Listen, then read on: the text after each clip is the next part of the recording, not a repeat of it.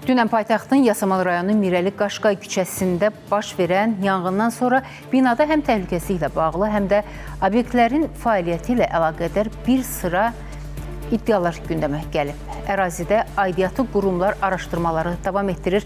Əməkdaşımız Günəş Rızayeva hadisə yerində olub, bərabər izləyək.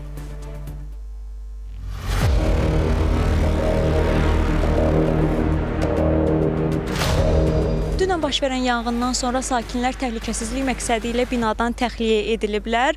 Hazırda isə növbə ilə mənzillərə daxil olaraq şəxsi əşyalarını götürməyə çalışırlar. Dostum gəlməli idi. Mən onu gözləyirdim. Qapını döydüm. Dedi ki, Heydər, sizin binada iyi var. İlk gördüm ki, qapı qonşum uşaqları külfəti yığır, qaçırlar aşağı. Gördük ki, güclü tüstülənmə var. Biz də bilmirik axı səbəbini. Dedik, bəlkə də alov bürüyəcək buralar. 4 ilə 6-cı mərtəbənin arasına çatda bildik. Gördük ki, aşağı getmək mümkün deyil. Pəncərəni kimsə qırdı, biraz oradan nəfəs aldıq. Amma orada durmaq olmurdu, çünki hənir artırdı. Yanğın nəticəsində elektrik avadanlıqları və lift sistemi zədələnib, bu da təxliyəni çətinləşdirib.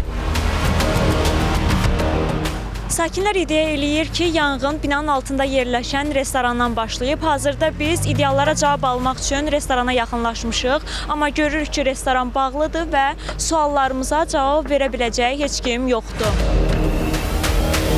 Qeyri-qanuni şəkildə özününkiləşdirildiyi o podvalda bütün mətbəxin qızdırıcı, elektrik, qaz, soba, bütün o avadanlığı oradadır.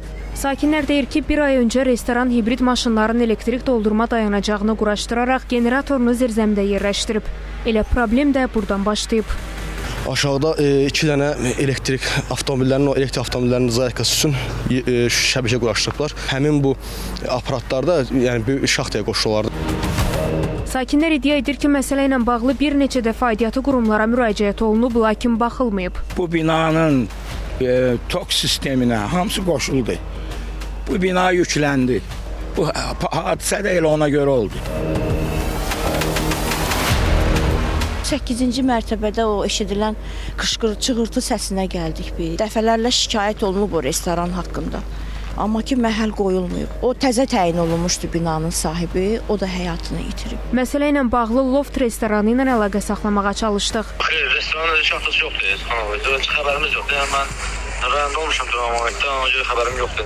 Getmirəm. Restoran bağlı getməmişəm. Restoran bağlı ifadələr xəbərim yoxdur. Tam gəlsinə aydınlaşdıracaq da bilmirəm. Ərazidə olduğumuz müddətdə özünü əvvəlcə restoranın hüquqşünası kimi təqdim edən şəxs sakinlərin dediklərini təkzib etdi. Fəaliyyət göstərirdi. Dünənləri bəli göstərib. Binanın elektrik şaxtasında olub hadisə. Binanın ümumi elektrik xəttində.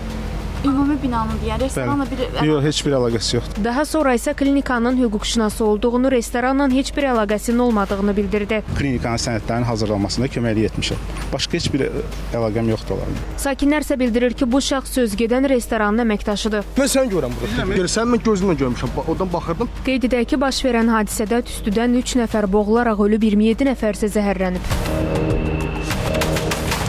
Hospitalizasiya olunan 27 nəfərdən 20-sinə zəruri tibbi xidmətlər göstərilib.